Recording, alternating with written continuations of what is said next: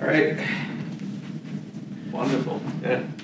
Welcome to Master Memories, the podcast where friends talk about their lives. Today, on Thursday, March 30th, 2023, I'm here with John Roger Palmer, a.k.a. Palmsky, a.k.a. the second coming of Mick Jagger, a.k.a. You have any other nicknames I missed? No.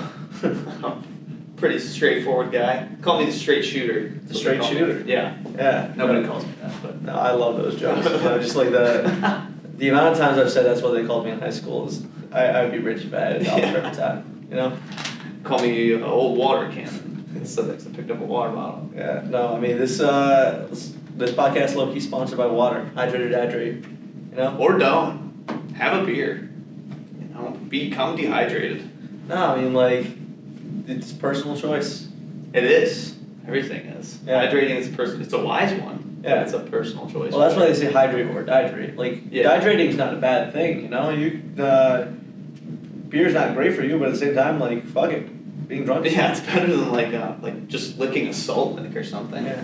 I People mean, still lick salt licks in 2023? I don't think people do, but I mean, like, they still have them on, like, for cows and stuff, do they not? Yeah. I thought that was the whole point of a salt. I'm not really into the salt like world. Like I'm not really sure the going on. Yeah, I don't know I don't know the first thing about the industry. All I know is there's salt lamps, and I licked one time and it was good. I had the opposite experience. I licked one time and it was Really utter salty? garbage.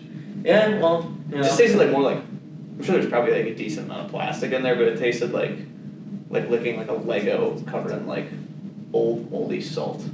Yeah, that probably checks out. Can salt get moldy? I don't like completely just. Again, not in the salt business. I'm not really sure. Yeah, you know? yeah, that's right. Yeah. You know, nobody knows shit about salt licks. Not us. I don't know. I wish I was a salt farmer or. There's gotta be decent money there. I don't know, like who? Because it's like it's sodium chloride, whatever the fuck. Like, how is salt even made? Do they just like combine the the chemicals and just like put it into like bottles or? I thought they mined for it.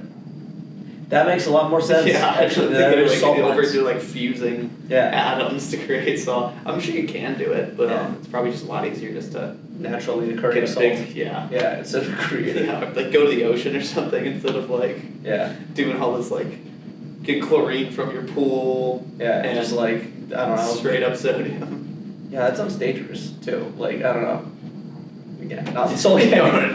We're obviously not in the salt industry. Yeah. Anywho, sorry for that No, you're fine. complete detour. No, that's the started off the episode. No, I love it. You know, like the more people talk, the better the episode is, because like just more content. It is a podcast, yeah. Yeah. I would help if I talked. Yeah, there's plus there's no time limit on this bitch. I mean, like technically I have the room till 3, but I mean like I've gone over once or twice, and like I don't know, there's no one reserving this room after. So as long as you want to go. Well, we'll see how much I have in me, I suppose. I don't know. As long as it's called only Hoffner and Jared, if you know Jared, not Morris. They killed the camera, and ever since then I had to install the charge while filming policy, because having like the last 15 minutes just on my phone and like having it be a whole different like, it's not a vibe. Like they killed the battery in the camera? Yeah, because it's like a 3-hour battery. Got you. Yeah. That's interesting. I don't think I can reasonably do 3 hours. I think I'll start saying some wacky stuff by the end of it. Hey, no worries. Not like bad stuff, it just won't make sense. Yeah, no, dude, half the shit I say don't just make sense. Like, words are hard. You know? They are. No, it's a very underrated thing. People don't talk about, like extroverts or introverts. Like, I think the big thing is I just don't know how to talk sometimes. Like, I don't know, especially like the mind to the brain, like shaking. Like, I'll have like 7 different thoughts and they all come out at once. It's like, yeah, it just becomes word vomit. Yeah. Just taking a crap out of your mouth. Yeah. Right in the toilet. Exactly. Like, words are hard. But so when you nail it, it feels great. I know, right? When you like get that sentence, you like fire off that joke like without stumbling. Or like when you think back at it, it's like, I made a good point there. Yeah. That was a good job, mate. Sitting in the shower thinking about it, like fucking like rocked it. It's the best feeling. Yeah, but that's also like the minority feeling. Yeah. The majority is often sitting in the shower thinking of why the fuck did I say that? Yeah, or waking up with like a hangover and being like, oh my god, like nobody even remembers what you said. Yeah. I shouldn't have done that. Yeah, I shouldn't have done that. I shouldn't have said that. A lot of regrets in the shower with a hangover. Yeah. Sunday scaries, they don't get better as an adult, dude. It's just like, they get worse. yeah, I don't know, like Sunday, like if you don't have a hangover, it's just like a nice calm Sunday, it's nice, but it's just like Sundays are just like such a recovery day at this point, you know? I don't do anything on my Sundays. I like exclusively block it off so that no matter what, I can like sleep until 4, wake up, eat however many calories I can fit into myself, which is often not a lot, and then go back to my room and turn off my brain, scroll mindlessly on the internet, probably crap like 3 times. It's the life to live right there. Yeah. And it's like that hangover black. Mm-hmm. They have like that Home Depot, I think, as a paint color. Probably looks like this. Wait, actually? I doubt it's called hangover. I think it's just black or something, or like charcoal black or something. I was about to say, like, Hangover Black would be a tough name. Like that sounds like a band name, honestly. Hangover Black. Yeah. That would be a crazy name if you were like a Rage Against the Machine cover band. Mm-hmm. You should do Hangover Black. Maybe not Rage Against the Machine, but something something kind of hard. Yeah. Something that doesn't make a lot of sense, has a lot of energy to it. Yeah, maybe just actually I have no idea what was going on. Yeah, words are hard. Yeah, words are hard. Hangover Black is easy. Being hungover is easy. Creating a hangover is easy. Existing through one is hard. I completely agree. There's nothing worse than waking up and just having your body just tell you, fuck. Yeah. God, if any of my friends or family watch this, they're gonna be like, "Of course, John made it about booze. Not that I'm like an alcoholic or anything. I'm just a college kid, but it's the Holy Trinity, booze. Yeah. The other booze. Two. Yeah, booze, boobs. Yeah. Boobs. Okay, we get 2. Yeah, and then economics. Yes, of course. Yes. No, can't forget about that. Yeah, the corporate system that makes the world go round. Yes. Boobs, and economics. That would be a podcast. That'd be a good paint color name too. Booze, boobs, and what color would that be? Probably like an olive drab or something. Like I get the economics there, but I feel like I don't know, like a pale green. Like the pale from the boobs. And See, but we still both thought green. Yeah. Because there's just different shades of it. Yeah, that's true. I don't know. I guess how do you even incorporate the booze part in there? It's green, but it's like a pattern where there's beer cans. Just pour like a handle of rum into that, and like I'm talking like Caribbean rum, not like Bacardi or something, like something that came straight from like cane sugar that somebody probably burnt their like left arm for. Yeah. Something like severe. Should be like that, I love me a good blood diamond. Yeah. I love it when my molasses has bone in it. Or otherwise burnt skin flakes. Have you seen those like fried rats from like fast food places? Oh, dude, when they run in the deep fryer. Yeah. Oh, I don't like. I know it's a rat, and they're like, not like aware of like what a deep fryer is. But if they can go through a maze successfully to like get to the piece of cheese, they should know to stay away from like the boiling hot cauldron of oil. Yeah. Like I think that's just a survival instinct that I don't think a rat should be. Like what I'm saying is those rats should have died. They had to be.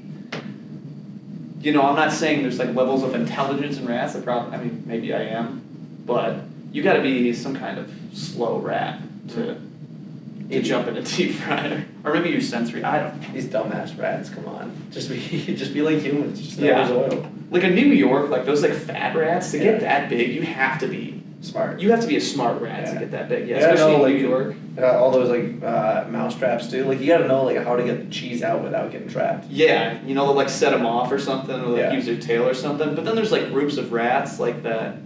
You ever see those things where like the rats get their like tails entwined or something? It's called like a ratkin or whatever. That's stupidity. Yeah. And like how like they not like start gnawing at each other or something? Because they're aggressive beings. I don't know. Not in the rat game either. Yeah, we're not in the salt industry. We're not in the studies of rats business either. What studies are we in? I feel like those are like the prevalent issues of America. Rats and salt. Yeah. I think if that was the only 2 issues we have, like instead of the Fed funds rate, we had how many rats should we put in this deep fryer at my local KFC? I think we do a lot better. I would crush at that economy. I think we need to make a change. I think we need to start a new place. Yeah. we'll make it in the metaverse or something. United States of Rats. Yeah. What is your first memory of me and you? When you're like going around to like college parties or whatever, or like I'm seeing like mutual friends of yours. I can't really think of like a specific moment where like, oh, I met Landon. It's just kind of recurring meeting you, and then at a certain point there was a sense of familiarity that led to friendship, and now me being on your podcast. So I don't think I can give a specific moment. One of the earliest I can give is I remember talking to you extensively about you having mono last year at a party, and I remember I was really angry because you wouldn't drink, but you were like, I have mono. Yeah. I remember like getting drunk that night and being like super angry at you, and then like wake up the next morning, it's like, yeah, he's like very sick. Yeah. That's not the earliest memory I can think of, but that's just one that I was thinking about the other day. Yeah. For no random reason. No, it's funny how like you said, like you just go to parties and you just like eventually like you meet someone enough and you're like you like talk to them over here and then and, like eventually it's just like, hey, like what's up? Like, yeah, it's like you see somebody on the them. street and like you get to the point of like saying hi to each other in the street instead of that awkward side eye. Yeah. Yeah, I don't know. I don't think I have like a distinct memory because as much as I love you, it's not like it was like like I looked across the bar and there he was, the love of my life, Landon. Wasn't like my jaw hit the ground, like I knew we were going to be friends. Just kind of one of those things that happened. I think that's all the more special. No, most of the time, like I don't remember my first memory of people, so I'm hoping the guest can tell me. Just because like I don't know, like you earlier were talking about, it's just like, I mean, how often do you like remember the first time you met someone outside of like a roommate or like if you're throwing like a team or something or like work or something? Yeah. Like I feel like just like especially like friends and stuff like that. Like it's just like you meet them, and then eventually like we were saying, like just it goes from like hi to what's up to conversation, like whatever the natural flow of life is. Yeah, it takes a lot of turns, but unless it's like some like forced environment or something, I think that just kind of happens naturally, and I think it's kind of better to not know when the first time I met you was. I got you. Even though there probably was some like formal handshake or something. I don't know, like my name is Jonathan. Yeah, something like really straightforward and weird between the two of us.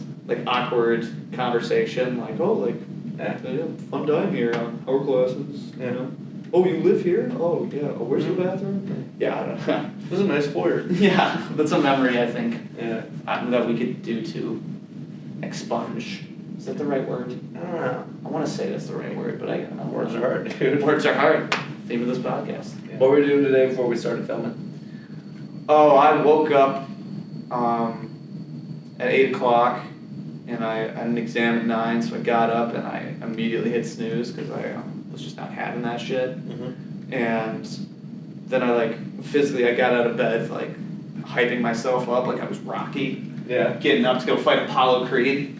And then I kind of settled down and I was like, this is absolute hell. And, studied, had a little bit of Cinnabon cereal. Cinnabon cereal? Yeah, they're little cinnamon rolls. Like crunchy. They got, cinnamon sugar. Cinnamon Toast Crunch? No, it's actually they're shaped it's like a Cinnabon cereal. What the fuck? They have it at Giant Eagle. It's super good. Well, how long has this been a thing? I think it was a thing a few years back, and then I think they recently brought it back, and it's been a staple in my cabinet.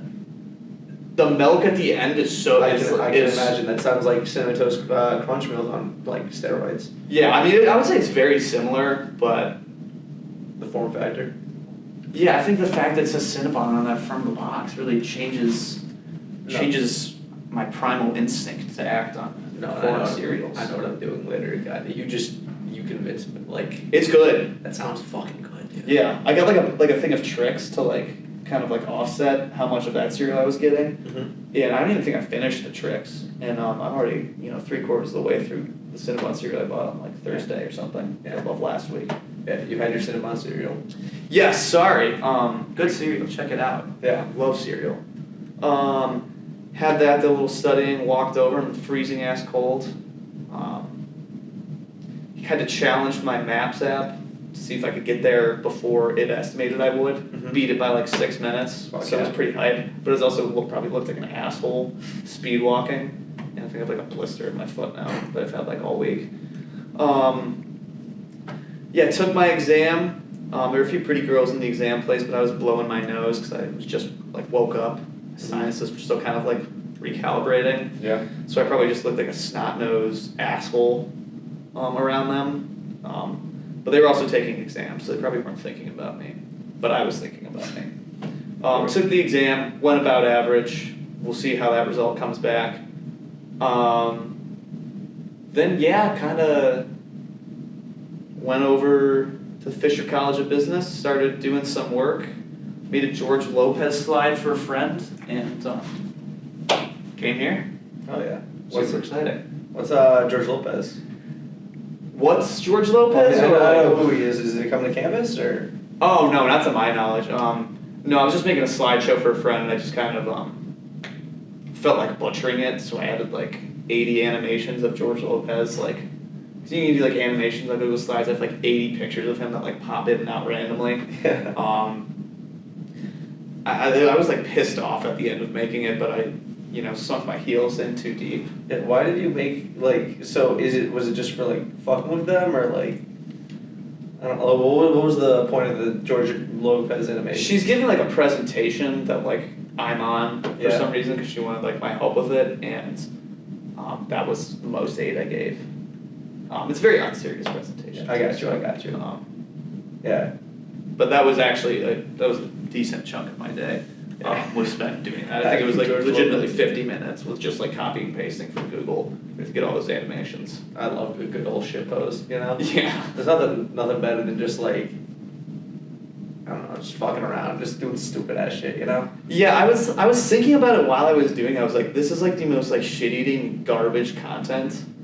I don't know, like 10 years ago I probably would have formulated a well-crafted quip or joke. Mm-hmm. And now it's like whatever is the most over-the-top random thing will work the best. Over the top, fuck your well-formulated quips and stuff. Going the maximum like over the top bullshit, like that's the most entertaining you can get. Like I agree. Have you seen my my commercial for moving to Chicago?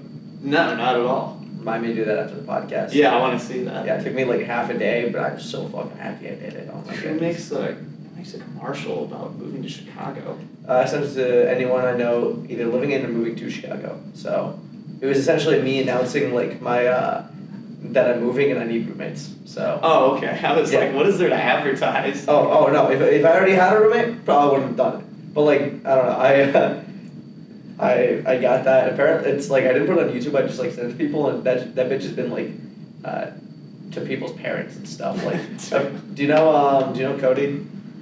Cody. Do you remember Adam from my house? Yeah. All right. So Adam's like friend from high school. Is our friend now.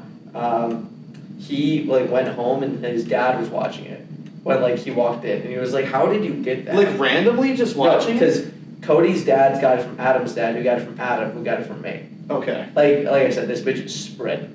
Like I am legitimately worried about it a little bit because I mean you'll see. It's good. There's just one part where I'm like, probably shouldn't have done that if it's gonna be spreading like this. But it's also the best spreading part. like gonorrhea. Yeah. Better wash your hands. They call me Landon Gonorrhea Master. Yeah. Yeah, well, now I'm curious about what this part is in it that you're like questioning. No, it's not. It's not bad. I mean, it's the best part of it is the thing. It's just like a little risque for like parents to see. It's not even that. It's just like I don't know. Like it's one of those things where it's like, would I want my grandma to see it? No. Would I want my employer to see it? Debatably, no. Yeah, like flip a coin. But like other like I don't know the other parents and stuff like that. Like I don't care. Like it's funny. Like they love it. That's the reason. Like they were all like, I would live with Landon. Dude, it's like so sad to like have a commercial for yourself. No, that's. I'm sorry. Like, no, dude, I was so hyped to do this. I'm not gonna lie. I was looking forward to making it, and it's like Better Call Saul. You ever seen that? Yeah, of course. It's like that style of commercial. It's not. It's like purposely hokey and all that. Like yes. It's like kind of self-aware. Yeah, like you're going. I think you'll laugh. I hope you'll laugh. I think I'll laugh, but it's also just like the concept of hearing about it is so ridiculous. Oh, I agree. And you know that. It's the stupidest thing I could do. And I put way too much effort. Like I didn't have to do that. I just say, hey, I'm from Chicago, I'm living with a roommate. But instead, I did this, and I'm so happy I did. I mean, fair enough. I respect it. I'm gonna have to see it. Is that why do something witty when you could go over the top? Yeah, Can we pull that up on the? We pull that up on the show. Nah. Okay, that was a worthless comment. Yeah, no, we'll see in 6 months if I cut this part out or not, because I'm not sure if I want the whole. Actually, no, fuck it. The commercial. I can talk about the commercial. I say you leave this all in here. Explain to the folks at home why you're leaving this in here. Look in the camera and explain it. It'll probably be on my podcast episode. I'll probably talk about it. You know, that was a good anecdote. I don't want to say it was like the commercial. I don't think is my magnum opus because that implies that it's never going to be beaten. But I do think it might be my best work yet. Yeah. Yeah. It's the opus, and an opus can be temporary, I believe, until you die or something. But I feel like I don't know. Magnum opus implies that it never will be beat. You know. I think I don't know. I think you would kind of refer to a magnum opus as to with a band or something. You know, they made 7 albums, like the Beatles or something. The Beatles aren't a band anymore. They have an opus, but would you say that an active musician has a magnum opus? I'm thinking more I don't know. I would say Interstellar's my favorite Christopher Nolan movie, and I think that's his magnum opus. I don't know if he's gonna do a better movie than that, honestly. Oppenheimer looks great, but it's Interstellar was just out of this world. But it still can change. Sure. Yeah. It could become Oppenheimer could be a magnum opus. Yeah. I guess you'd have to, or opus is subjective considering people think that Kubrick's best work was 2001: Space Odyssey, but some people don't like that movie, and some people prefer I don't know, Clockwork Orange or The Shining or even Eyes Wide Shut, which if someone says that, then they're stupid. So. Yeah, I think it's a good concept, Eyes Wide Shut, because it's super creepy, especially that one scene. Yeah. But isn't Tom Cruise the lead in it? Isn't it Tom Cruise? Don't know. I want to say it's somebody as shocking as Tom Cruise is the lead, and it's kind of unsettling to have him in that weird mask room where they're about to have sex with him or something. Yeah. I saw it right before I came to college, and I don't know. It's just is there in my mind is that was weird. That's your last movie, okay. I think the stuff surrounding the movie is more interesting than the actual movie itself. Oh, I with how he died afterwards, and how a ton of Hollywood elites were acting super suspicious and coming out against the movie or trying to limit its box office runtime or whatever. That's what I think is interesting about it. But then you watch the movie and you're fact is kind of all for that. I think just the news stuff is honestly more interesting to me. No, it's almost the opposite of Idiocracy, where it's I get why Idiocracy was not allowed to be played at a bunch of theaters, just considering how much it makes fun of everything. Yeah. In the corporate world, but it's that shit's actually really fucking good. I don't know, you ever seen Idiocracy? Yeah, dude, that movie gives me such weird vibes. It's I can only do it in very rare occasions. Because I can't look at a Costco the same after that one. Welcome to Costco. Yeah, I love you. I love that. That's my favorite line. I love you. Yeah, that movie. I feel I become dumber watching it, but also more aware of just how stupid the world is around me. If that makes sense. There's a George Carlin quote that's think of how stupid the average person is. Half the population is stupider than that. That's a great quote. Wow, that's a really good quote. Where do I lie? That's the question. Yeah. I think I'd fare all right towards the average side. I don't think I'm a genius. I mean, even think about your house. Where does the average lie? Who's above and below your house's average? I don't know. There's just I mean, I hope I'm above average when it comes to the world population, but I mean, back in the Vatican, I mean, I don't fucking know. I mean, we had 7 smart ass motherfuckers in my house. I think you can't compare on an individual basis. I think that's just gonna lead to weirdness. Yeah. But I think I think I do all right. I think I'm at average or slightly above average. I don't know. It's also a very weird measure. You're about 3/4 of the way through college. I think you're above average considering how many people don't have a college degree. I mean, yeah, but I'm also was given a lot of opportunities to do so. So. Good point. Who knows? I don't.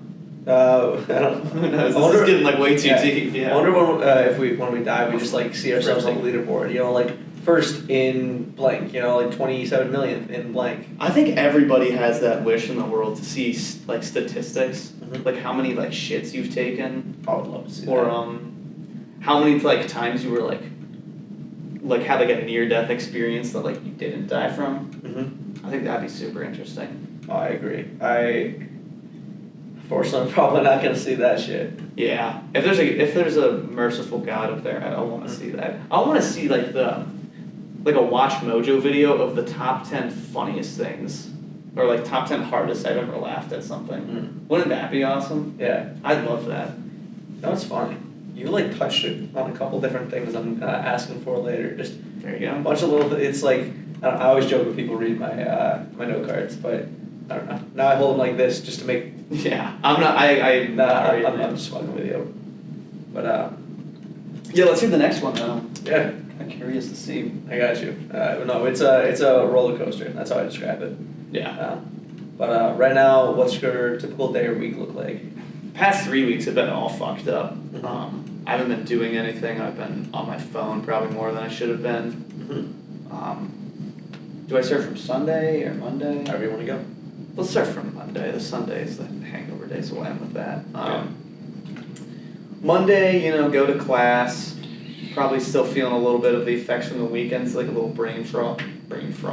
Words are hard. Mm-hmm. And try to input a lot of calories so I feel energized throughout the week.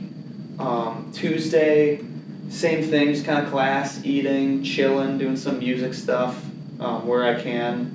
Otherwise, just kind of taking it easy. I don't really have a strict schedule for anything. Mm-hmm. Wednesday is probably like the only like busy day I have, especially right now, just in terms of like classes and like tutoring kids and like otherwise just getting other work done. But even then, like I said, very loose schedule, so I still fit in like plenty of me time.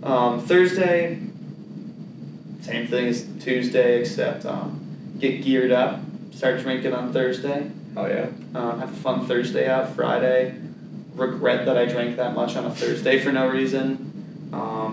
Then it comes Friday night, and I'm like, okay, well, I can get back into shape here. I gotta, go have fun, go have fun with friends, joke around, maybe do some music stuff or something that day. Mm-hmm. It's probably like, Friday and Saturday, a lot of music stuff, and just kind of hanging out with friends and enjoying life. I think I'm pretty simple with my schedule. I mean, that had to be the most boring part of this podcast so far. I don't do a lot.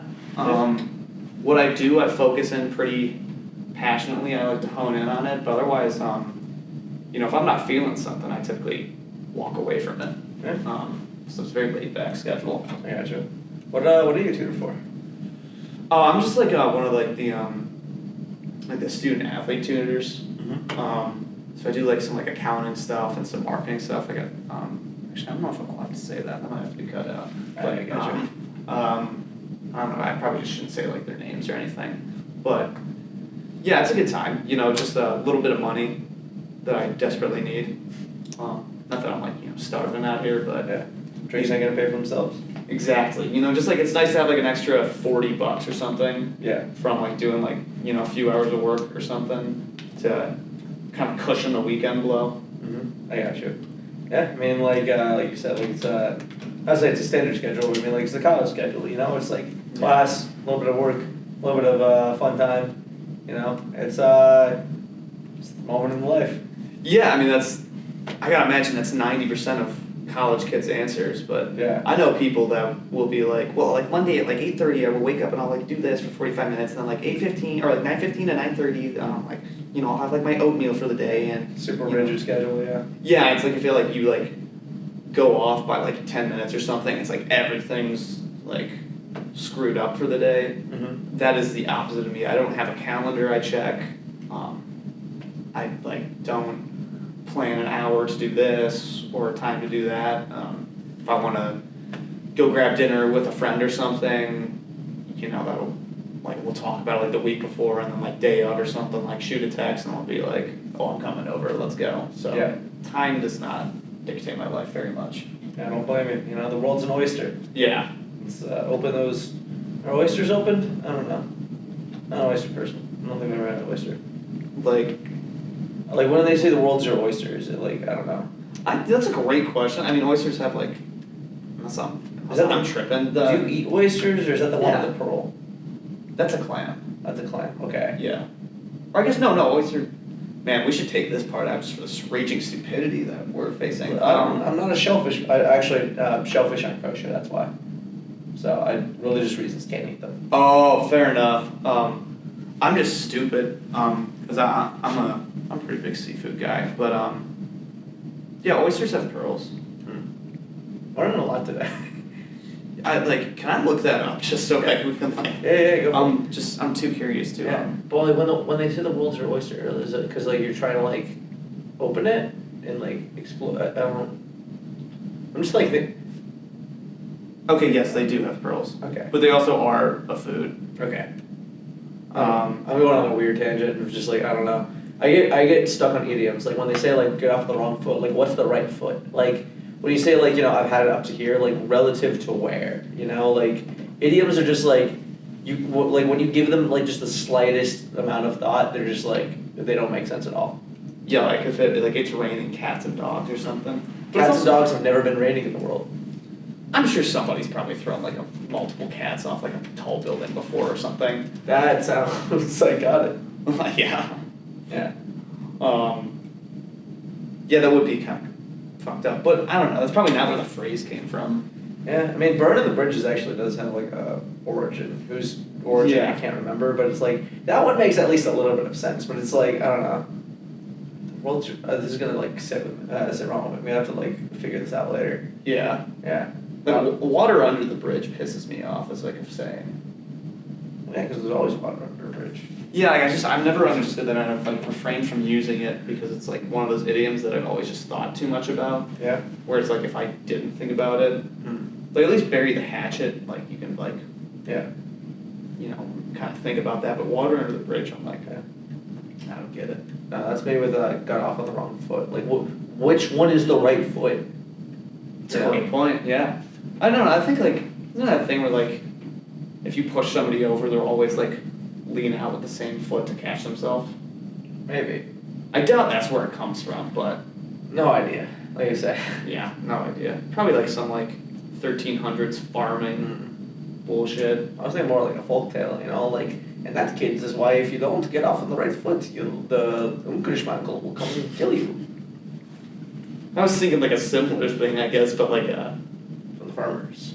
Yeah, just kind of like like they just like because they'd say like weird stuff about like like the cow or something like got off on like the wrong foot and like fell over or something during its like teen pregnancy. I don't know. It could come from anywhere. Dude, the 1300s were dark. The shit they came up with, like I don't know, the original versions of like all those fairy tales, of, like I don't know, Cinderella, Hansel and Gretel, like all that shit, like dark motherfucking shit. Which like can you blame them? To be fair, if I was in the 1300s, I don't think I'd be happy. I'd probably be pretty grim, Probably just always be drunk. Well, they did. Because it would be cleaner than water. Exactly. Like, they were always drunk. Kids were drunk all the time. God. If only I was a kid in the 1300s. And then they started building playgrounds and purifying water. And purifying people. I think I'd be happier back then. No, I was born in the wrong time. I should have been born in the 1300s. Yeah, during the plague. Oh, dude, the Black Plague was the sickest thing ever. Yeah. Is that a pun? Yeah. Nah, dude, get out of here. Nah, I love me a good dad joke.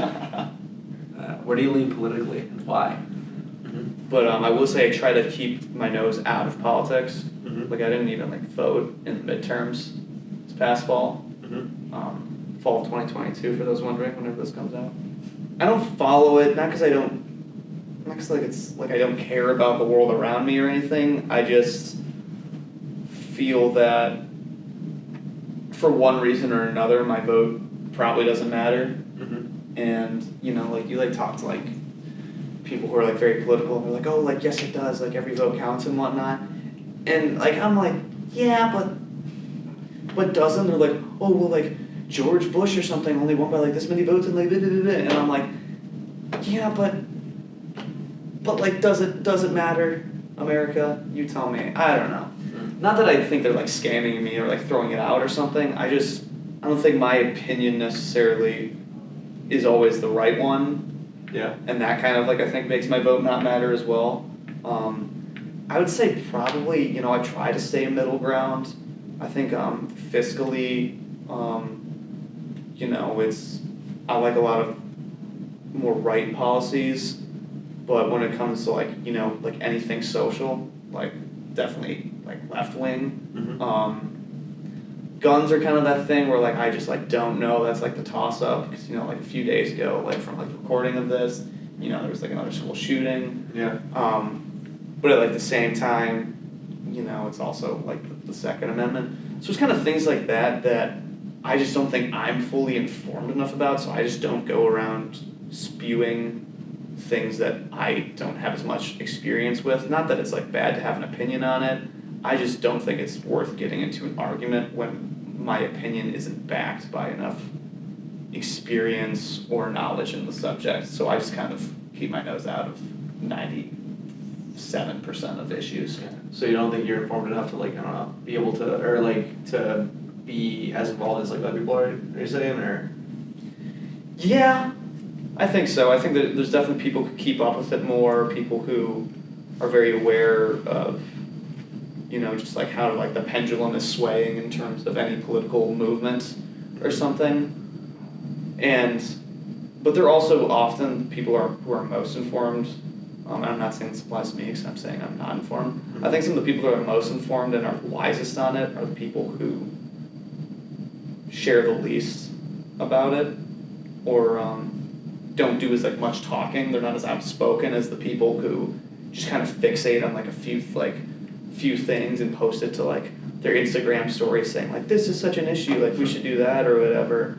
And like that kind of pushes me away from that, from like their viewpoints sometimes, if that makes any sense. I know that's not a political stance. I guess the stance is the fact that I don't know, back to the feet analogy, like where like they have one foot in each kind of realm, but they're constantly kind of like crisscrossing into each other. Yeah. And I think that's probably, you know, in my perfect world, that's how I think most people should be.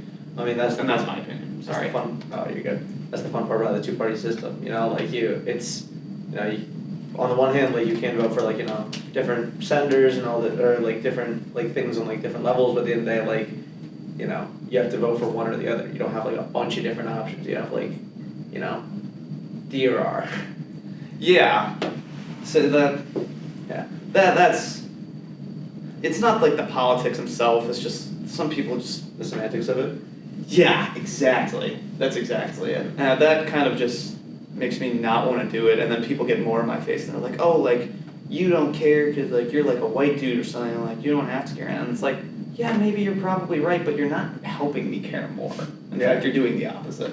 No, I mean, like, it's, you know, I'd say I'm pretty center, but I mean, I understand why people become alright, because like when you yell at them, you know, they're evil for like their beliefs, it's like, of course they're not going to listen to you. You're not showing them any compassion. Like, yeah, why they would dig their heels in. Yeah, why would I, you know, help you, vote for you, whatever for you, if you're just going to call me a scumbag, you know? Yeah, there's definitely just a lack of compassion and like understanding, and I think everybody's aware of that. But when you get people in like in the mood, or you get like that mob mentality and whatnot, like all that shit just flies out the window, and that's just what grinds me about politics. But yeah. Only thing I will say as a quick side note is I agree to a point with your vote doesn't matter, but at the same time, like, you know, if enough people believe that, that's when it starts being a problem. Like, totally. Individually, yes, your vote does not matter, but it's like, you know, if thousand people think that their votes don't matter, then that's when it's like, okay, so. I don't know. I've been between both situations where it's like, oh, like if I don't vote, then it's like, I don't know, I'm part of the problem. At the same time, it's like, actually no. The worst people are the people that complain about shit and then don't vote, because that's the only, like, even if your vote doesn't matter, like that's the only way for your voice to get heard, you know? For like, sure. Why complain about shit if you're like gonna like sit back and just like wait for somebody else to take care of it? Yeah, I mean, obviously, like not everyone's gonna run for president, or run for governor, or run for whatever, but it's like, you have some sort of voice in it. You have some power. Yeah, and you see that like a ton with like that like the Instagram like story or whatever. Like just kind of like that armchair politics. I've never even heard that phrase, but yeah. Yeah, it's like the people that like, they're I'm sure activists. The only activism they do is from the comfort of their own home, like you said, like posting Instagram stories and stuff like that. It's all about like their like brand too, Yeah, and like how they're perceived like on Instagram or something, and rather than actually like caring about shit. Yeah, I mean like granted like it's like a majority like white women on the left who are like around like our age, I'd say, are like where you see most of that. Mm-hmm. But then like also you get like the few like oddballs like on the right that are doing like the exact same thing or like complaining about it like via their Instagram story, and then it's like, okay, like this is just it's just a headache, and when people are just doing it, it feels very insincere and just like, oh, look at me and like how much I care, and like I can like probably say with like certainly like half the people like who do that don't go and vote, and they're doing that armchair activism. Yeah. Sorry though. No, you're fine. I'm worked up now. No, I mean, it's politics. I mean, like, I feel like everyone's got a take of some sort, whether it be apolitical or political, Yeah. I always feel weird talking about it, because like I said, I like to keep my nose out of it, but you asked. There's some more hard-hitting truths here, so we're just getting to it. God, man, I'm gonna get exposed. You're getting canceled today, huh? I think I'm getting canceled, but I think in like 20 years, people are gonna look back and be like, he's not the same person. I don't trust him now. Well, I mean, you're 21 right now. Yeah. Think about like when you were 15. Like, if you're asked these same questions or like in the same situation, like That's very fair. I mean, that's kind of the point of this. It's like to look back and be like, oh, like I forgot this was happening. Like, oh, I would answer this completely different. Like it's just who you are right now. Somebody will dig it up and get pissed at me. Yeah, but I mean, like, I don't know. Bill Burr said something recently where, like, like I scrolled through this guy's 8 years ago, this guy tweeted some like stuff that was like, terrible. It's like it took you like 8 years to find someone being an asshole. Like, congratulations to them. Like, everyone's an asshole. Like, if you give me 8 years to be an asshole, there's a good chance I'll eventually say something that's probably not great. But I mean, like, that's human. No one's fucking perfect. Yeah. If you are, you're a robot. That's the thing with like social media. That like, I think that like what my like whole political bitching there was more just centered around social media. Yeah. And how much I don't like it, because it's at the end of the day, it's not a bad thing that people are like talking about issues or like posting about it. Yeah. It's just the lack of sincerity and that human connection, I think, is really what pisses me off, not the actual, oh, you care about something. It's good to care about something. Yeah, there's a word for it. I want to say it's like social posturing or something like that. Like, I can just throw the actual term right up here in editing.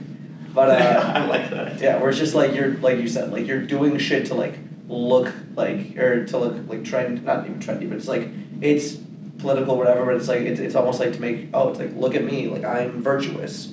I mean, so I think it's social pastoring, but again, refer to the editor's note. Yeah. Yeah. And we've beaten that horse enough, I think. Yeah. What is your most unique talent? I want to say like music stuff, but I know like plenty of musicians who are much better than I am, or like far more like unique than I am, so I kind of want to give one that's like a little more interesting than that.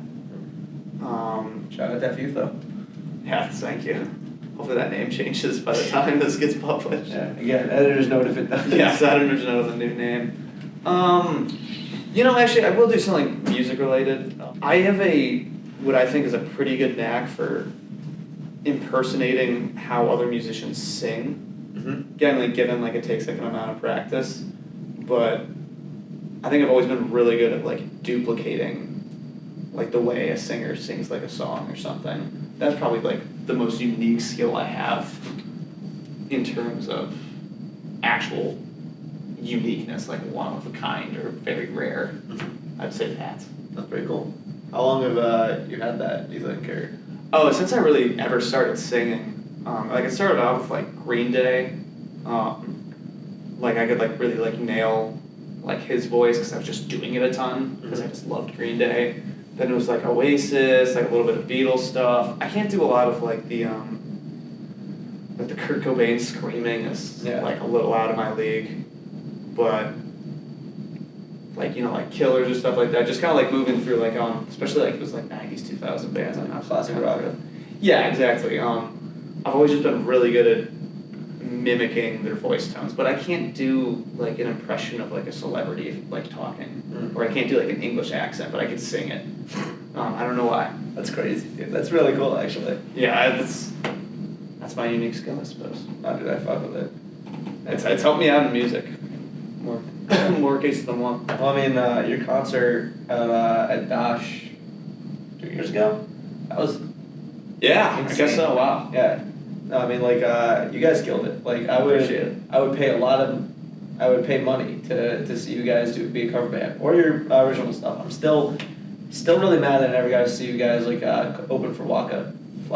Yeah, that was a cool time. I mean, it was only 15 minutes of us though. So 15 minutes is like more than I've ever done. It was a cool experience for me, but Yeah. like you didn't miss much, is Yeah. what I'm saying. I think the concert's like it was fun, it was a cool experience, but I think most people, or at least from my perception of it, would say that like doing like a concert in like a backyard or something, or like at like a house or something, that like intimate setting is much more fun. It's more fun to do that from my side. I would have been in the front row with an all white T-shirt that said, "I want to have deaf youth's children," but I was telling someone about this. I never went to any of the OUAB concerts. I was always busy with something. Yeah. Yeah. It's the only one I've been to. Yeah. So. Well, you beat me. Yeah. Yeah. I don't know dick about what OUAB is throwing on most of the time. Yeah. And then like when I do, it's too late. Yeah. That's usually the problem. Yeah, that's about right. Thank you, OUAB. Yeah. Hopefully they don't have like wires in here or something. No, I think their office is like that way, but like I don't know. We should be good. What are they gonna do to me? Yeah. Not let me in OUAB again? Yeah, well, I mean I'm graduated, so like I don't have you got anything to worry about, you know. Yeah. What's your relationship like with your family? Oh, I have a very strong relationship with my family. We're a small family. Mm-hmm. Like I don't have like a lot of like distant relatives really. But yeah, super strong. No, I don't even have like anything to say about it. It's good because it's just good. Real good?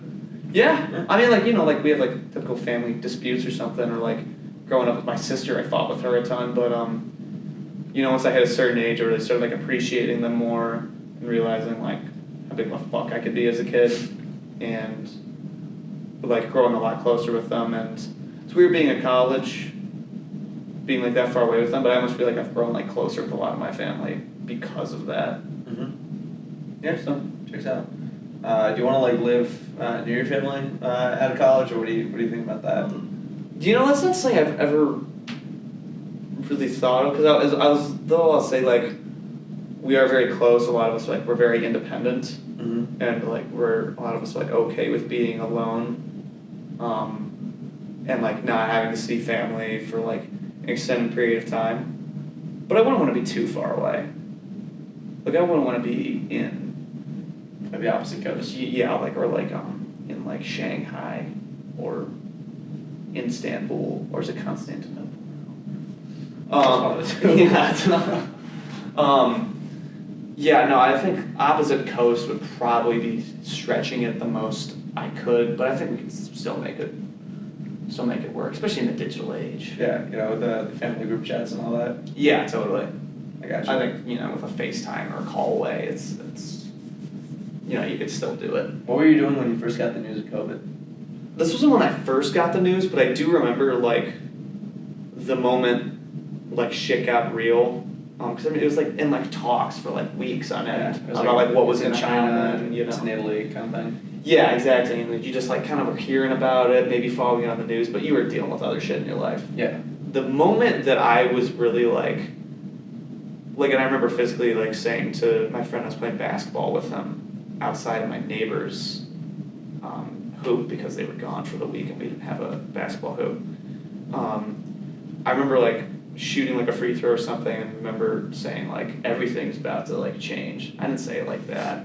Hopefully I didn't say it as like lame as that, but I remember like we talked about like there's just kind of a mood in the air, like the sky felt like a little darker than it was, and everything just kind of felt a little more silent, like the calm before storm almost. That's when I really heard about it or really realized shit was serious, and I think it was like it was like that day or something, like they like called off school or something, because I was still a senior in high school. They canceled school or something, or they like immediately like started spring break early or something. Yeah, that was a very potent moment. You just kind of feel it in the air. Yeah. That's a great question. Thank you. I really like that, because I've thought about that a lot. Yeah, no, it's crazy. I feel like it's not necessarily, you know, like one of those things where it's like, I don't know, a giant like American tragedy like 9/11 or Pearl Harbor where everyone knows where they are, but it's like, Yeah. I feel like everyone had a moment, like you said, of like, oh shit. Yeah, I just kind of stepped back and like, oh, this is gonna be like pretty fucking serious. Yeah. And then, you know, shit got kind of serious. Yeah, for like 2 years. And then everybody stopped just giving a shit, which I Yeah. was totally cool with. Because I didn't really give a shit since like the beginning, but I was like, oh, this is gonna create a lot of problems in my life. Yeah. And now here we are. Yeah, now here we are. You know, it's nice to be without a mask. I'm still happy to not be wearing it, and like, you know, be able to like go to lunch or something and like stand at a bar or something. Yeah. It's like, oh my god. Public and like have people there. Yeah, it's something I just really took for granted. I'm so happy to have it back. Even when I'm not happy to have it back, I'm like, it's better to have an awkward interaction in Target with a ex-high school fling or something. Yeah. Than nothingness. Than to feel nothing. Yeah, exactly. Yeah. No, I'm just super happy we're back in precedent at times. Yes. Even though it's not like normal still, there still feels like a lot of fuck shit going on in the world. It's not like every email or text or something is like, this is unprecedented times. Yeah. Like, it feels like the news just kind of laid off. It's just like, you know what, we don't know what the hell is going on. We're out of ways to scare you. Yeah. No, it's not all good, but it's like... No, it's a lot of bad still. Yeah, but I mean, like, it's not lockdown anymore, which, actually, speaking of, how was your quarantine? For the first part of it, it was actually kind of fun. Because like I was like off of like school and whatnot, and they didn't really know how to like teach us. They didn't know how long things were gonna be. Yeah. My sister came back from like Paris like right when it was starting, like the night before they like shut off all the flights around the world. So we like got her back just in time. But my parents were super concerned. She had COVID, so I went to go live at my grandmother's house. Which she lived in Florida at the time, but she had like a house up in Cleveland. Lived there with my dad, and we just like. We got booze, we ordered food, I played music and just like watched movies or like played games. It was kind of like a fucking ball. Yeah. And then slowly, you know, I got back home and it was like, you know, like, oh, I kind of was itching to like, you know, get out of the house or something. It was like kind of gradual kind of like itch to go do something else. And then, you know, like I didn't like even like really get to a point where it was too bad because I had to come here to go to college. But in the dorms, that's when it was really at its toughest. You couldn't meet anybody, and you're like a freshman in college walking in. It's like you only know like your roommate or like a handful of guys on your floor who were like social enough to like knock on your door or like respond to your knock or something. Yeah. That's when it was really tough because. Like, and they're like, we're telling you to like wear your masks in your room or something, or like do all this like other crap. Yeah. Yeah. Sorry, I'm just reminiscing now. No, you're fine. I mean, that's kind of the point of the question. But yeah. It's fucked for like, I don't know, like you guys as freshmen, like, to like be in the dorms and like, I don't know, from what I've been told, like you couldn't have like an open door policy. Like, or it was no, like, you couldn't. Yeah, and like, I don't know, thinking about it with my freshman year, it's like, you know, everyone had their doors open, you know, like people were in the like common room, all that stuff. Or like the study rooms and all that, like meeting people, like that's a fucked up situation, especially for freshman year. But yeah, I think I got very lucky with how it ended up like all working out with like finding a group of people that year and whatnot. I consider myself very fortunate. But yeah, it was. I mean, it was tough for everybody. Yeah. It was just tough in different ways for everybody. Yeah, I mean, I always said there's never a good time to be alive during COVID because like either you're old enough to like be susceptible to it. Then you have like kids and stuff. Have to worry about that shit, especially with like kids not having to have the vaccine and all that. Yeah. And then after that, you're probably not old enough to like be stable at a job. Probably the first to let go. Then after that, you know, you're in college, so obviously you know like social experiences and all this stuff. Same thing with high school, and both of them, I'd say like education is somewhat important, and like Yeah. even down to like elementary, like middle school, like I think they got screwed the most. because it's like fundamental like social skills that you're just not Exactly. Yeah, because now you're just like, you know, they were already like becoming iPad kids, but you know, when they're at home all day for like 2 years, Yeah. like Don't know you, how to you can't concept. yell at them to like go outside and go play with the kid down the street or something. Like Yeah. you kind of gotta give them an iPad, and like that's just gotta stunt you in such a weird way, having that much access to like avoiding boredom Yeah. or like that like level of just like non-adventure or lack of creativity that you're just probably losing out on. Yeah. Yeah, I feel bad for those kids, and I feel scared of like seeing them come up. But maybe that's just me sounding old. No, I mean, look, I'm interested to see what between the sociological and actual like medical effects of like COVID, where I mean, like the long-term effects of like having had coronavirus, but especially like we said, like you know the sociological impacts of like these kids and like us, like having gone through a pandemic, Yeah, it's growing up through it. I think maybe it's something that matures you faster. Maybe it stunts your growth, but I don't know. We're gonna find out in a few years. Just Yeah. who were like the winners or losers. And I feel like there's gonna be a lot of losers. Yeah, I can't imagine there's gonna be a lot of winners, honestly. My dad did love it. I think he won out of COVID. I think at a certain point he was like, okay, this is obnoxious, but he loved not going to work. Yeah. He loved like not being bugged and shit. No, there were winners. Like I want to say like corporate America might be the only winner, not just you know like profits and stuff, but like you know my dad was working from home because he works for himself for a while. My mom like refuses to ever work back in person. Like Yeah. ever she worked from home when I was a kid, but it was like a lot of like phone calls and stuff like that. You know I think she wasn't on a call center, but she was like something. And so like ever since like she like only looks for virtual jobs, you know like refuses to ever go like when her one job like during the pandemic like once things were starting to like lighten up, we're like, hey, we might be going back in the office like a couple times a week, and she was like, new job time. Like, Yeah. and like in general, like there are a lot of jobs where it's like you definitely did not need to be in person 5 days a week, but it's like having like especially like I don't know, my entire department like doesn't ever want to go back in person. I mean like considering the next youngest person on my team is like married and like thinking about having kids, like you know like why wouldn't you, considering like you'd be like around your kids all the time and like all this stuff. I mean, it was obviously not all the time because that'd probably not be great, but like being able to be home and be around is like, be able to support. yeah, sure. Especially like once you live in the suburbs and all that, you're not as close to like downtown work and all that stuff. Like 20-minute commute each way sounds terrible. Yeah. Yeah. I don't know. Yeah. Well, that's just the standard. Yeah. But what do I know? What do I know? Yeah. You know, we're just 21, 22 years old, you know. Just a couple of boys. Yeah. Got a lot of life left to live and learn. Yeah. Hopefully. That's what's gonna make this so great. Yeah. No, you're not going to the 27 club. There's not in this time. Yeah. Cool legacy, but you don't get to live it, so it's like, what's the point? Yeah, I mean, the thing is, I feel like it's a sad like club to be in. You know, it's like I don't think anyone was hyped to be in the 27 club. It is like very glorified though, but I feel like to a point, but it's more of like I don't know, like Mac or Jimi Hendrix or you know Cobain, Winehouse. Yeah, like I feel like Morrison. I mean there's some of the best, but it's like damn, we could have seen even more. Like we could For sure, but that's like kind of like what I think makes it kind of, I mean, for lack of like a better word, like kind of special is like the fact that like I think that's why it's glorified. Is like everyone's like, oh, like such like a young artist or something did this all by like 27 and lived just like the path of self-destruction and then died. Yeah. There's like definitely I think people fetishize kind of that, you know, like how like people take them so seriously. Yeah. I don't know.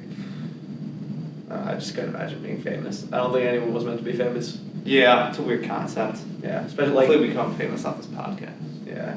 I don't know. I just can't imagine like having like the average Joe like knowing all this shit about your life. You know, like I know more about celebrities than I do like some good friends of mine. Yeah, that's a great point. Yeah, especially the whole parasocial thing of like, you know, like you don't know if someone you like, it's almost like your friend, but it's like they have no idea who the fuck you are. Yeah. Yeah. They have that, but sometimes that's okay. What's your relationship like with your religion? I believe that, you know, like, 'cause people like shit on religion a ton. I think that's like it's completely like unwarranted. I think it's like it's nice to have like a belief in something. Like I personally have like my own beliefs, and like shitting on like like the Bible or Christianity, or like any like religion or something, really always weirded me out because it's like you're shitting on just like some like individual's actions within like a certain religion or something. Yeah. But if like you sat down and read the Bible, like what's the book about? Isn't it kind of like a book about being a better fucking person? Yeah. Not being a fucking dick. Yeah. The most Or something, or like the Torah, or like the Quran or something. Like, isn't it just kind of like a set of guidelines that maybe you don't agree with all of them, but it's like a way to, live a fulfilling life and otherwise be a good person? That's like always like kind of confused me about people's stance on religion. So I've always just thought like, maybe I'm not the most practicing Christian, maybe I don't go to church as much as I should, or, maybe I don't always do the right thing. But like, God damn it, I'm trying out here, and I think that in my belief that God is merciful enough that, if I do fuck up or something, as long as like, I'm trying to be like a good person to like the person to the right and left of me or something, then in my eyes, that is what it's all about. And if that's not enough or something, then, then like what is God like on about up there? I mean, just the whole puritanical viewpoint of like some people where it's like, if you're not perfect, you'll go to hell kind of thing. Yeah, and like I disagree with that, but like I don't think people should be like getting on their case about it. I don't like it when people get on my case about my shit, so like let them live like the way they want to do it. Yeah, I agree. I mean, like you said, like I think as long as what can you do other than just try your best to, be a good person and I guess like go to mass or whatever. But at the end of the day, it's like you said, like almost all religions are just founded in just being a good person, having like good morals, all that. Like yeah, I don't know. It's worth a shot. Yeah, why not? And not that I'm saying people who are like atheists are like bad people, but it's just like, man, like you're putting all this energy into something that is so easy to just kind of like accept. Or if like you're like an agnostic, you're being such a lazy piece of shit that you're just kind of like avoiding like, like at least be like one or the other. Don't be like, I don't know. Like, yeah, like the point of belief isn't like, I don't know. It's like, it's just believing because, that's what you feel is right. Yeah, it's what flying in your heart, all that. Exactly. Yeah. So, like you said, it's a belief. It's not like a fact. It's what do you believe in? Yeah, and I think it's not the end goal of like heaven or hell or something. I think that's where atheists maybe mix it up. It's like, oh, like I gotta do this to get into heaven or something. It's like, nah, just fucking do it because you should, because you can, and you're gonna fuck up along the way, and like if you fuck up too bad, then you go to hell. But but like we said, like just try to be a good person. Don't kick homeless people. That's a good start. That's the bar is real low. That's a great start. Yeah, but that's a poor example. No, I hear you. What is your biggest regret?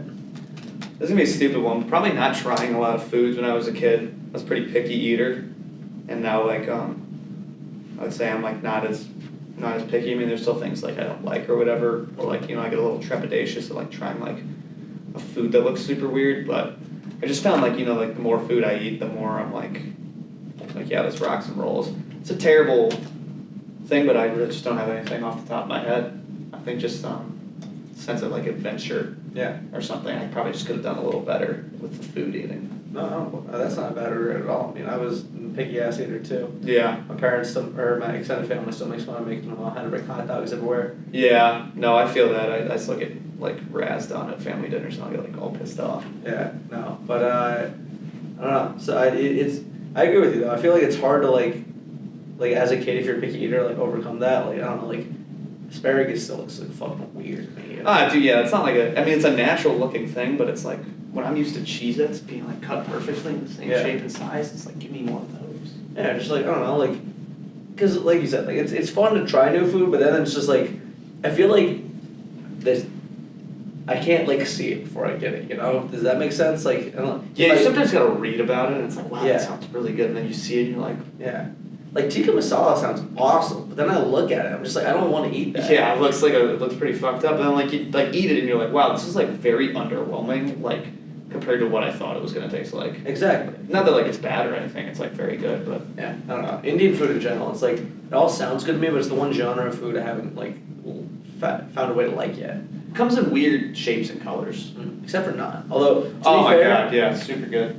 I don't think there's a single like form of bread that's bad. Like Yeah, no culture is fucked up bread. Yeah, that's really true. Nobody's gotten that. Even like the like weirder versions of bread, like bread pudding or something, or like Guinness. Yeah. Like it's like wow. That shit's fire. Yeah, you know, dude. like something about all those carbs and fluffiness, you know? Yeah, dude, it's great. Good and good for you. What are you most worried about? I think ending up like alone. As weird as that sounds, yeah, I don't know, like whether that's like in love or in like relationships or like with family or something, you know, like I never like want to go back on like a relationship or something or like do like negative work or something for it because I feel like that's like will lead to like loneliness or something. But I just don't want to be like alone ever. I mean, I want to be like alone. Like I said earlier, like my family does very well alone, but like no, like the knowledge of like being loved and being able to love is like the lack of that scares me probably the most. Yeah. Or like, you know, like killing somebody in like a drunk driving incident. Like a big fuck up in life. Yeah. Like you accidentally kill somebody or you get a girl pregnant at like 17 or something. Yeah, like but I think that's just kind of like everybody. Yeah, like a life shatterer. Yeah, just like those are like those kind of events that aren't like you can't really come back from. Yeah, well, yeah, at the same time, it's like, you survived teenage pregnancy. Yeah, I guess, but I'm not like ready still. Yeah, I would still feel like it would be like a life shatterer. I'm not ready for that. Don't blame you, but no, I mean. But that's not my biggest worry. No, I get you. I mean, like, I don't know, it's crazy to think that, like, you know, the only person you spend 100% of your time is with yourself, and. I fucking rule, so I think the good person to do it with. Yeah. But I mean, like, I don't know, it's weird, like you said, like, just being alone, you know. I don't know where I'm going with this. It's just that's facts. It's a scary thought. It is a scary fucking thought, especially like I don't know. It's a long life, you know. Like it'd be fun to share it with someone, but I don't know. Not everyone does. That's a little more pessimistic, but I mean, like hopefully. I mean, like you're a handsome man. I appreciate that yourself as well. Thank you. Yeah, I mean, I don't think you'll walk any path alone. I try very hard. Yeah, it would be like as much as it's like romanticized, especially in like Western literature, the idea of like the one or something. The lone cowboy. Not like the lone cowboy, like finding like the one for you or something like that, like Your soulmate connection. Yeah. Like that's not a worry necessarily. I won't find that, but that's like, but that'd be pretty sick. Yeah. You know, because like just like, but I think it's more of an idea of just like like you never have to feel alone or like unloved. Yeah. I think it's like really where that stems from. So yeah, you know, if I can find that in some aggregate from the people around me, then I think I'll do all right. What is the hardest thing that's happened to you this past year? Yeah, I got a clear cut, I guess, like real bad, like event, just kind of those like buildup of events where you just like feel like unlucky, getting like told like no from this job, or things falling through with like that person, or maybe like the bird you wanted at the bar walked home with somebody else or something. I think like probably just like like the pile up of all those like little losses. I think like the biggest thing is like the lack of having like a real big victory. Mm-hmm. That's probably the worst thing that's happened to me the past year. Not that my life's been bad or anything, just like the real like triumphant like victory. But even like I've had one of those last August, so I can't even really say that. Yeah. I don't know. It feels like the death by a thousand cuts, even when good things are happening. Yeah, but I think that's just everybody. I'm sure if I like thought deeper about it, I could definitely come up with something other than kind of like temporary psyche states. It's not something that's really been dragging me down. So maybe I'm lucky for that. Yeah. And like I don't know, to your point, not everyone has like a shitty year. I mean, like if I asked this like different points in your life, I'm sure it would be much different answers. But yeah, it sounds like I don't know, like you said, like abundant or everyone falls, but on their face and has to get up. But sounds like I don't know, nothing too bad. Or, I don't wanna say Yeah, nothing which too is bad, weird but- because like now like reflecting on it, like if that would have been like if your like question would have been like, do you think you've had a good year? I probably would have said no. But now like I think about it, like I don't have like a lot to like support the no as much. But the inverse of something doesn't mean or something being false doesn't mean the inverse is true. You know, like Yeah, I think that's where I'm like riding at. a good year and a bad year are two very, very different things. Yeah. You could just have a average year or Yeah. below average year, but like to be really good or really bad is like a lot, you know? For sure. Maybe that's what's killing me is the fact that things have just been like average. I think I'm just like not content with that. Yeah.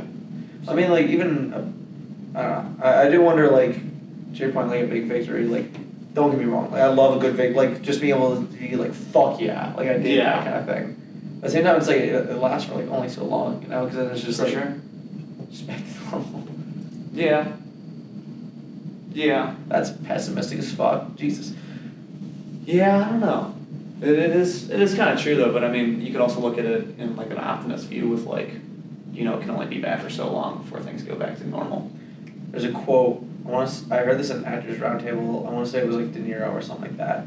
Where it's his like favorite quote. It's like "This too shall pass." Where it's like you know, Yeah. like you just landed like the best gig of your life. You know like you're in love, like all this stuff. Like this too shall pass. But at the same time, like you're down on your luck. You just got like the worst news of your life. All this stuff. You're feeling terrible. This too shall pass. Like Yeah. no matter the good, the bad, anything. Like emotions are fleeting.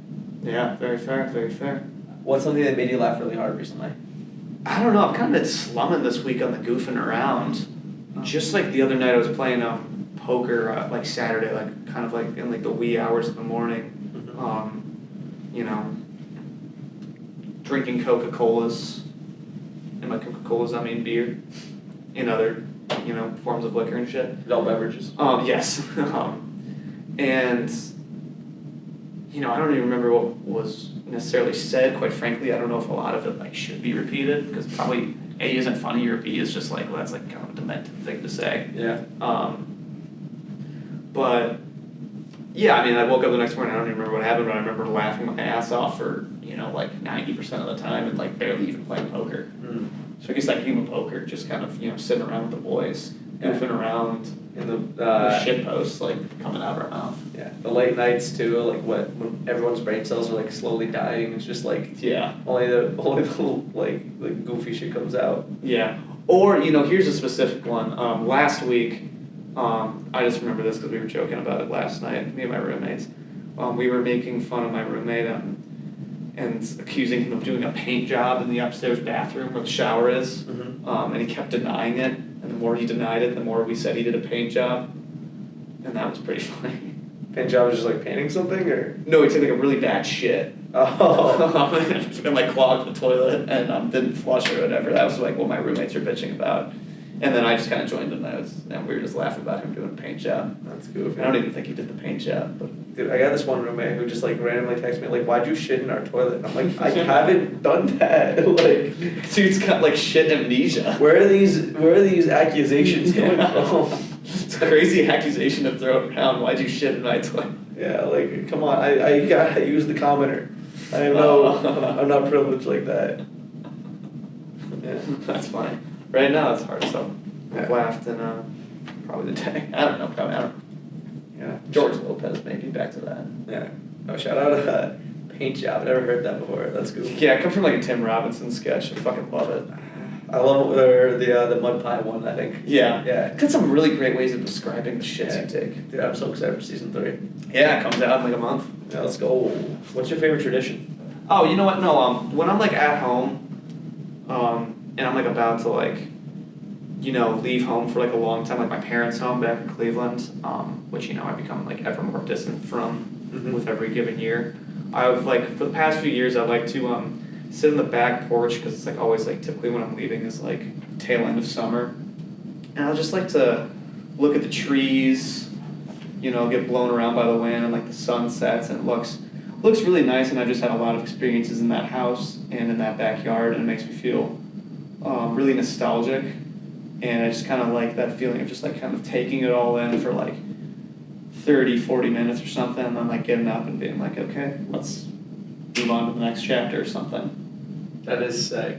Yeah, I take pictures of it, but I can never really fully encapsulate the feeling that like you get when you're like sitting there. Yeah, I mean, there's like you said, like a picture can tell 1,000 words, but it can't make you feel something. Exactly.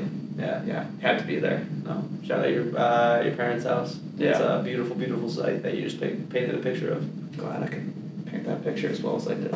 Yeah. Who's your hero? Oh, probably my. I could say like my parents or something, but I feel like that's like a little generic. Probably the man I look up to the most and wonder the most about is my grandfather. He died when I was 8 of cancer. Sorry. I was 8. Yeah. Shit happens. Comes for us all. Yeah. But thank you. But he tried. He had cancer for like 8 years, and was like constantly like battling it throughout those 8 years. But he tried coming up with a machine to cure it that used radio waves because he worked for ABC Radio in Pennsylvania. Really? So he knew a crap ton about radios and how they worked and whatnot. So he kind of became like an inventor in like the later stages of his life, creating this machine to use radio waves to kill cancer. He unfortunately died before he could finish it, and that's kind of left like a lot of like headaches for like what do we like do with it as like with my family. Mm-hmm. But just like hearing stories about him, or like the few times like I do remember seeing him, just like had like a really charismatic but like powerful presence that he was just like you always felt like a big deal in the way I hear him talked about. It was like always like, oh, he was a big deal, and like he was like, not that he was a perfect human being or anything, but that he was just a sick guy. Yeah. And I would like to be referred to by my children or something in that same way. Fuck yeah, dude. That's sick. Shout out to your grandpa. Shout out indeed. Yeah. John Kansas up there somewhere. John Kansas? John Kansas. That is a hard name. I'm named after him, but I didn't get the Kansas part. Yeah. No, I mean, I get the John part. No, John, that sounds like a cowboy name. Yeah, he wanted that's like my first guitar actually, or like my first like acoustic guitar actually was from him. It was like well after he passed that I inherited it. But he got it because he really loved Johnny Cash and like country, like back in like the 50s and 60s and whatnot. And that's like what he wanted to be. And I didn't even know that until I started like doing like a ton of music stuff. So it's awesome. Interesting that you mentioned that. What's the best thing that's happened to you this past month? Got to go home like 2-3 weeks ago, see my family, see my dog. Not spend any money, just kind of spend time with my parents now. Like I'm 21, I feel like an adult more, and I feel like it's kind of like nice like being able to like go out to like bar with them and like drink or something, and not that like have like adult conversations where like they're like, John, how's the Roth IRA or something, but it's just kind of nice to do that in that new perspective with them and appreciate that in that different light, and also love seeing my dog. She's getting old, so every moment I have with her is nice. So Yeah. Definitely that. That's nice. Once again, shout out the family. Shout out the family. Shout out the dog Millie. Yeah. Shout out Cleveland. Shout out Cleveland, baby. Yeah, this is for you. CLE. What do you think your past self would think of you now? I think he'd be pretty all right with it. I think I've definitely grown a lot in college, and I was kind of I think that currently I look back at my past self and feel like that guy fucking sucks. As we all do. I think my past self probably look at me and be like, damn, he still gets no bitches, but I think he'd be like okay with what he saw. I mean, he'd definitely have like his critiques, I'm sure. Yeah, I think I've definitely come a lot. I think I've definitely expanded a lot as a person. I think I've just, even just from experiencing more, feel like I could impart some wisdom on my past self that he'd probably fight, but would have to respect in the sense that it's still me. I think I'd be all right in my past self's eyes. Yeah. How past you? Yeah, I don't know. I used to be like just kind of like a little shit eater. So Yeah. like anything was better than that, and I think I do all right now. Yeah. You have some maturity on you. Gotta grow up a bit. Maybe not even like the maturity factor, because I'm still like kind of like a goober. Yeah. But An older. I don't like needlessly hate things or have like angst in me or as much of it anymore, at least. and I think definitely much more outgoing and much more like bonded with my friends, which is I think something my past self would really appreciate. That's really good. Yeah, That's wholesome right there too. that's what I do, baby. Yeah. That's what I do. Wholesome John. That's what they call you. That's not what they call me. It's like the opposite. Come on, wholesome John. I've seen your Wholesome Twitter. John. I've seen your Twitter. Fuck no. It's wholesome as fuck. It is not wholesome. You got the wrong Twitter then. I feel safe now. I'm not. That part's good. Well, is your burner public or? I mean, yeah, but don't share it. Yeah. It's like a private public burner. Well, I mean, I'm saying, we might have to cut that part out. I don't know if you want the world to know you have a burner. Oh, I don't care. I talk about it. They're just not getting the they're not getting the deeds to it. Oh. Yeah. Well, then I'm very privileged. Yeah. I'm surprised you've seen that. You're one of 3 accounts that follows my burner. Shit, dude, I'm gonna like have to unfollow so I can like sever ties. What do you think your purpose in life is? I don't really think too much about my purpose in life. I just kind of want to give. I mean, this is a very generic way, but like give back like the happiness that like I have derived happiness from. Like that's why I do like a lot of like the music stuff. Mm-hmm. That's why it's so important to me because it made me and continues to make me feel in like certain ways that I can't fully comprehend. And if I could, I'd want my purpose to be giving back in the sense of making people like feel those emotions and like kind of like feel like okay from music the way that it's kind of made me feel. Hell yeah, dude. If That's that makes sick. sense. Yeah, no, like you said, like give back to the world. Leave it better than you found it, kind of vibe. Yeah, exactly. And just like help out with like with those below me and give like other people, that kind of like joy I could have derived even from like smaller things. Are you fulfilled? No, never. You don't think you ever will be? No, I think I'll always be hungry. Chasing that dragon? That's like a heroin thing. Chasing that goalpost. There we go. Yeah, chasing the dragon's heroin. Did not know that.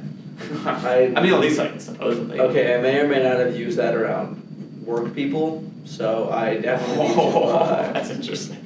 Yeah, but I think they understood what I was going from. I'm sorry, tangent. But yeah, I think it's called a malapropism when you use like the wrong idiom in like a setting that like it kind of works for. Yeah. Yeah, no, I think I think if I ever stop, that's when I'll really have let myself down. If I ever like stop like learning or getting better as a person or the things I like doing, I think that's when like I'll probably just throw in the towel and just pull the plug on the whole operation. Damn. Not like kill myself or anything. Yeah. But like if it's like music or something, and like I stop like wanting to get better or something, then I'll stop playing. So you don't think, just in general, that it'll ever be enough? No, and I think that's what fascinates me about it, is the fact that you can always, try something new, do something different, learn something else about it that you might not know. Where do you see yourself going in the next 5 years, both personally and professionally, but more on the personal side? Yeah, personally, I think in like 5 years, I think I want to be living in some like major city or something with a group of like very like close friends. Like in college, it's very easy to have like what feels like 1 billion friends or something.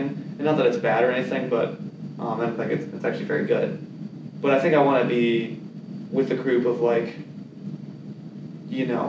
6, 7 friends that like I just like have my full faith and trust in, that are like like all like those are like my people or something. And I think I just want to be out exploring, like enjoying my 20s, enjoying like whatever city I'm in, and looking for love, looking for love, baby. Yeah. So yeah, I think I just want to be more intimate in 5 years personally, just with like the world around me, but also still kind of exploring that stuff with like like the big city and like like what's settling down or something. Yeah, a combination of still having that adventurous side of you, but like not having to go full speed of it.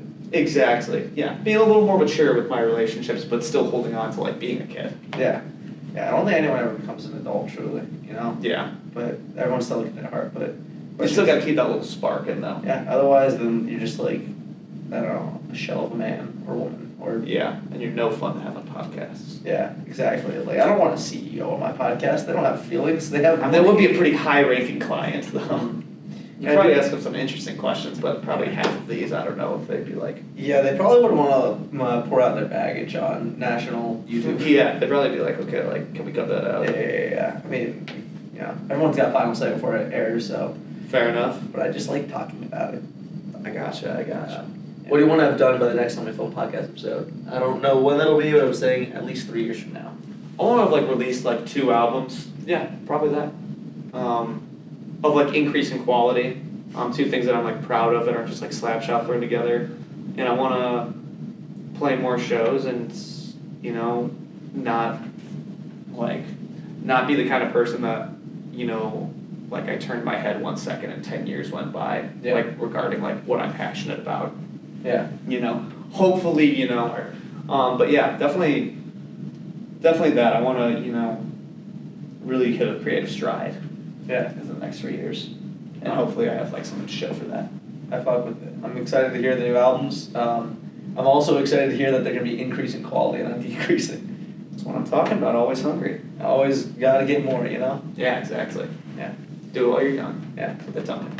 So that's the end of the conversational part of this podcast. Oh, word. Wrapping up, we got some quick hitters for you. So first thing that comes to mind, if you need time to think, go for it, but try not to overthink it. You got it. All right. This is a moment in the mind of John Roger Palmer. Oh, God, that's nerve-wracking. What's the song that's stuck in your head recently? Honky Tonk Woman by the Rolling Stones. Couldn't remember the name. Banger. What's one of your favorite quotes or lyrics? Favorite quotes? I actually just mentioned it. I think it's a Robin Williams quote. We're all born with a little spark of magic. Don't ever lose it. Something like that. It's paraphrased. It's a really good quote. Off that quote. What's the best show or movie you've seen in the past month? I got really drunk and watched American Pie, and I hated it. But I had a fucking ball watching it because I was just so drunk, and I just kept making fun of it. And I was like alone while I watched it too. Mm-hmm. And all I could think about was that one Clone High thing where the Gandhi's character is like, why is he looking at that pie all funny? Oh no, he did it. So probably that. Yeah. Yeah. There's a low key watching movies drunk just making fun of them Super fun. I know me and Adam went to watch Coach Carter last weekend and good movie, right? But there's just So weird, but there's a lot of funny moments. There's one kid who's just in every shot of the team, has no speaking role. Dude, I know what you're talking about. I remember watching that last year around this time and fucking making fun of He doesn't even dribble. He's only for team shots, but he's never on the court. Yeah, dude. What's he doing there? Is he the mascot? What's going on with that kid? Dude, I gotta watch that movie again. Sorry, I'm totally making this a conversation also. No, you're good. I instigated that. It's some of these. No, dude, I fucking love Coach Carter, that's the thing. What's the best thing you've binged recently? These sour belts my mom got me. She got me a big bulk thing for Christmas or Valentine's Day or something. I'm a big candy fan. Just be ripping those shits. Sour Power, sour belts. I do look into that. That sounds gas. They're my favorite candy all the time. I'm a pretty big candy guy. Wow. What's the best book you've read recently? Best book, I actually just finished a book. I don't want to say it's the best one, it's just the one I most recently finished. Big Magic. I'm not into self-help books, but it's just a book about creative living and just kind of accepting it into your life more. And there's just a lot of great anecdotes in it that I think are super interesting. And like I said, I'm not a self-help book guy, so. Fuck yeah. What is your current and most recent job? Current is just the tutoring, but I don't even do that much. So I'd say most recent working at Tanglewood Golf Course for the latter half of the summer. Crappy high school job, but had to make some moolah. Yeah. What'd you do there? I was a car boy and worked at the pro shop mainly. So typical high school gig, but loved it there. Fun place. Oh yeah. Do you want kids? If so, how many? I don't want to have 2, 3, or 8. Girl and a boy, if it's 2 to 3 or something. Probably 2 is the optimal number, or like I said, 8. If I just want to have a bazillion offspring. Yeah. But I'm the last Palmer boy in my family, so if I don't have a son or something, the Palmer name dies with me. So I think I at least gotta have a boy, but I want to have a girl too. I'm the last dude master. Exactly, we gotta get on that. We gotta find some pussy. It's so hard. Yeah, dude, it's so hard In with this social economy, media are you kidding age. me? Oh my god, so difficult. Yeah. Do you have a favorite conspiracy theory? Probably like the idea of like Hollywood elites or like world elites like Like the doing like Illuminati? really shady shit, like not necessarily like, you know, like puppeteering, but like bucking kids and shit. Or like the puppeteering as well. I think that's maybe that's my favorite. It's the one that scares me the most because it's like, fuck, it could be real. That or the NBA is rigged because I just fucking firmly believe it is. Like scripted or You can't tell me these guys, dude, like every game has like the same progression of like big gap and then like by halftime like they close it up or something and then like they talk about halftime, it's like how they let this happen? And then like the same shit happens and it's like that's why people only watch the last 2 minutes because it's always close. It's like always close. it's a fast game. It's a lot of score. Yeah, I get it, but it's not, it shouldn't always be close. Fair. I mean, there are. I remember, You've seen college basketball. Yeah. No. I'm all this. The only reason I'll disagree with that is because I've seen some fucking blowouts where it's like, I don't know. Oh yeah, no, I'm not saying there aren't blowouts, but I'm just saying. Yeah. Sorry, I completely interrupted you. No, you're fine. I was just, I was on a hike and I was like, I was checking NBA scores. I'm like, this has to be wrong. It says the Mavericks are up 60-17. They finished the half like 77-27 or something like that. Holy Like, shit. Okay. Fuck. Yeah. So I don't know. There's just a little bit of shyster. I'm not saying it's like fully, but there's a little twinge of there's something going on we don't know. Well, there is the whole, you ever heard the cold envelope theory? So back before there was ping pong balls, it was, they did a bunch of envelopes in a like bin, and you know the more losses you had. Oh yeah. Yeah, and so the NBA really wanted Ewing to the Knicks, so they made so a they cold like- envelope, and so that way they knew for the first overall pick which one to get. Yeah, no, I did hear about that. Yeah, it's just those little things. Maybe it's not every shot, but there's Yeah. definitely little things where it's like you're doing something. I got you. So What is something you think that's underrated? being bored, for sure. I don't think that's something that people are enough, myself included, today. Yeah, being bored sucks, but when you like, you know, find like a way to like replace that boredom, I think you grow so much. Boredom fosters creativity. Exactly.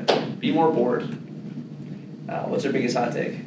Oh, I remember. I don't like Chipotle. I keep trying it, and I'm never like getting this like mythical like, oh, when it's good, it's good. I always get the shittiest bowls, the shittiest fucking burritos, even like, oh, like Jen, like maybe you're getting the wrong fucking ingredients or whatever. It's like, dude, I've been to Chipotle so many fucking times in different states, in different cities.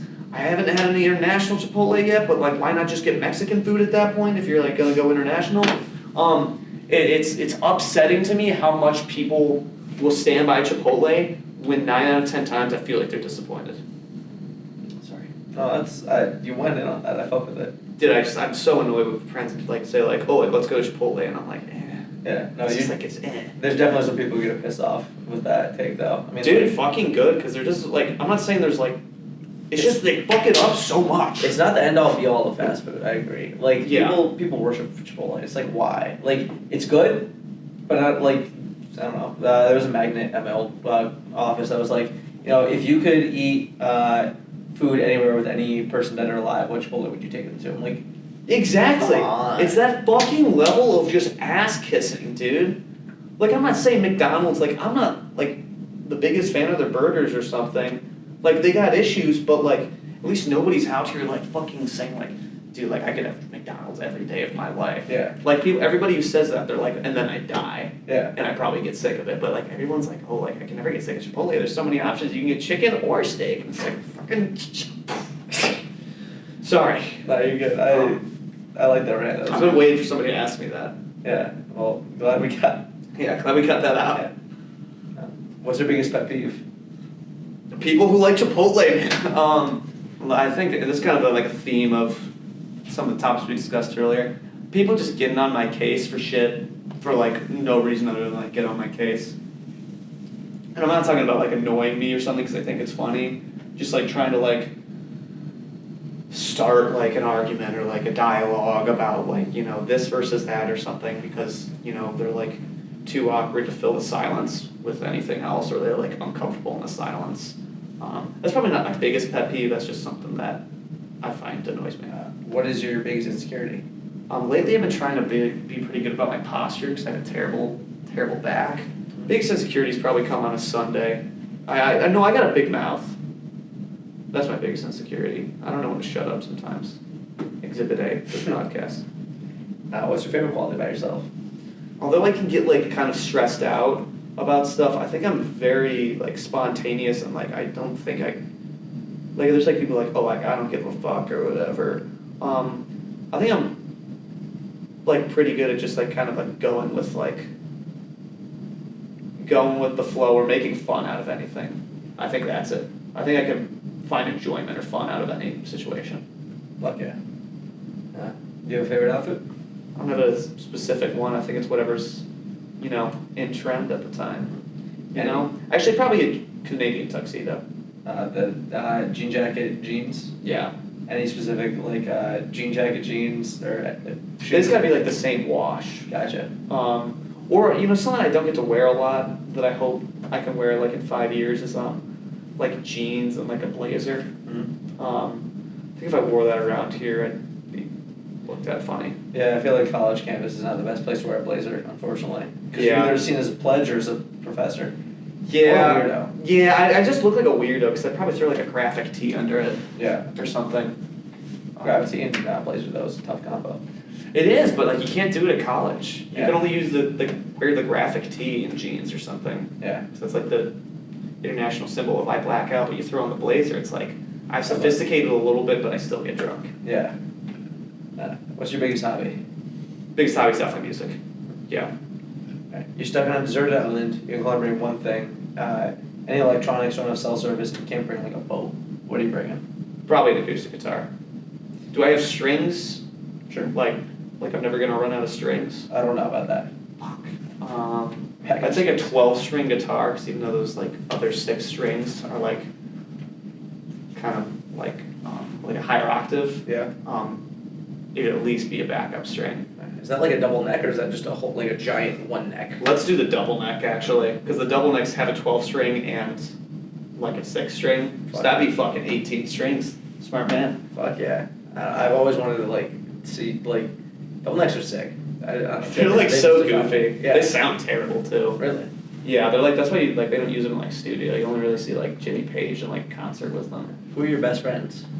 My sister, my family, my roommates. Like non-family family. Mm-hmm. Like I do but I guess that's just kind of family at that point. Yeah, like we do like Thanksgiving with like another family we're not related to or something, but like we're very close to. I'd say that group. I'm not gonna throw out any names. I got you. Landon, Hey. and it's my boy. Thank That's my you. boy. He's never seen my butthole, but he's still a best friend. We could change that. We could change that. Yeah. Back to the porno. What are you curious about? Things everybody's curious about, like what's out there in the universe, what's gonna happen after death. If I stick my dick in like in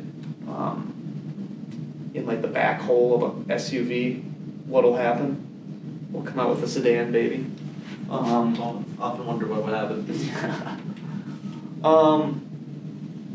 Yeah, definitely just curious about, like those like bigger, like things that I guess everybody's curious about, or the kind of man I'm gonna turn out to be. But pretty generic stuff. I got you. What's something that you have to do every day?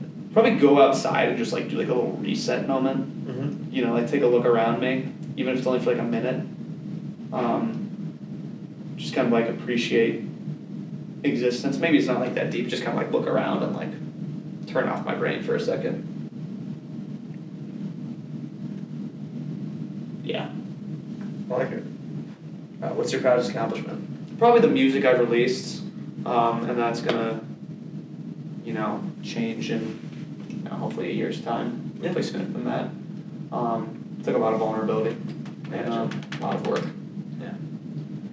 What's one thing you want to own? This is like stupid, but I've always wanted to own like a lake house with a boat. I know that's 2 things, Mm-hmm. but I've always like wanted to be able to like entertain guests or like take like my kids and like their friends or something like on the boat or something. Yeah. I was just kind of want to get sloshed and look at a lake. I think that's very primal male.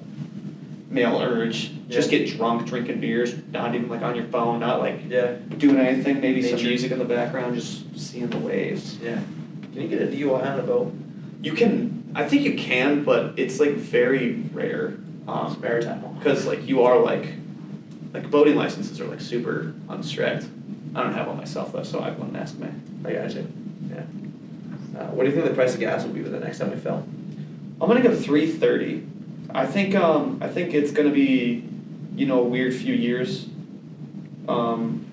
Economically speaking, this is based off of no research. I think it's just gonna be a weird few years. My gut instinct is telling me though, shit'll bounce back after inflation, and we'll have some really cheap gas, or I guess like cheap for like that, like $3.30 is just kind of average for right now, I'd say. Where do you want to visit next? Like it could be anywhere. I want to say the moon, or just like outer space. I'm not a big traveler. Like I like to travel, but I'm not like a travel nut. I want to feel zero gravity though. I like maybe a vomit comet or something would do that. Or like a zero G chamber, something like that. Yeah, one of those things or something. Be sick. What's one piece of advice you have for yourself, for the world, for me, whoever? Don't take things too seriously. If you're, you know, having one of those months where you just keep wiping and it's like you're wiping like a brown marker, buy the like the wet wipes. Don't flush them because you're not supposed to, but everyone's gonna flush them. But yeah, you know when like something's just like a marker down there. Yeah. You just keep wiping. I hate when I get like bloody asshole because you buy the cheap shit. Don't buy the cheap shit. That's another freebie. Yeah. For you, saying you're starting work soon, obviously, but don't stop doing this shit, man. Keep having fun. Remember to jerk off, eat your vitamins, eat your green vegetables, but you know, stop being you know, like a little twerp about life. Yeah. Fuck yeah. Yeah. Well spoken. Well said. Not very much, but I'll take it. Yeah. And then last but not least, top 5. Like I know like what I want to say, but I just don't know how to rank them. You don't have to rank it. You can unordered or ordered if you want, but number 1 I'd say is like good company. Mm-hmm. I think I can get through anything with good company. Especially like company that makes you laugh. Number 2, probably music. I mean, number 1, number 2, I think I could probably live with music longer than good company. I think I get annoyed at good company. Number 1, music. Number 2, good company. Okay. Number 3, low main. I don't even like it that much. It just feels like it needs to be up there. Yeah. 4, yeah, probably like, you know, like getting like nice and fucked up every once in a while. That's like a college kid's attitude. Yeah. For sure. But it's you gotta shut off the brain sometimes. Yeah. For sure. So I think, yeah, like getting fucked up. Number 5, probably just I guess that would kind of fall into good company, like the idea of like love or like loving like, you know, the people around you. Yeah.